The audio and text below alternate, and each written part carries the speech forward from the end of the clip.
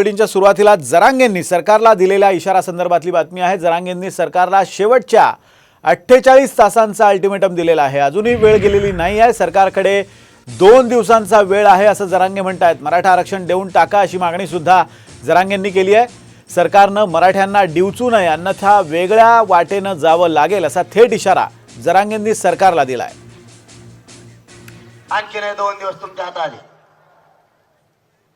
तुम्ही हा मराठा आरक्षणाचा विषय गांभीर्याने घ्या, याचा तोडगा काढायचा प्रयत्न करा। तुम्ही मराठ्यांना खवळून घेऊ नका, कारण हे सुद्धा तुमचेच आहेत। यांनीच तुम्हाला त्या गादीवर बसवलं।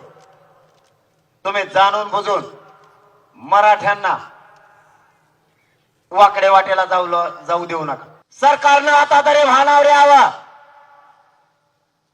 नोटिसा देऊन पुन्हा प्रयोग करायचा प्रयत्न करू नका। तुम्हाला महाराष्ट्रात फिरणं मुश्किल होईल।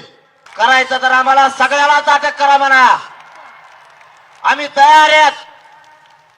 तुम्हाला लयच खुमखुमी अटक करायची। एका पोराला जरी मध्ये नेलं, एका नाही घरी थांबू नका। सगळेचे सगळे शांततेत जाऊन बसा। त्यावर आता अल्टिमेटम देण्याची वेळ राहिलेली नाही। भविष्याचा विचार करून जरांगेंनी आंदोलन संपवावं असा सल्ला आमदार नितेश राणेंनी जरांगे पाटलांना दिलाय।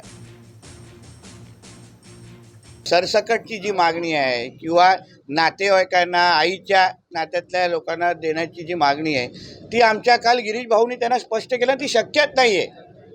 म्हणून आता जरांगे पाटीलजीने भविष्याचा विचार करून आता मोठ्या मनाने आंदोलन आता संपवावं। आता अल्टिमेटम देण्याचा वेळ राहिलेला नाही।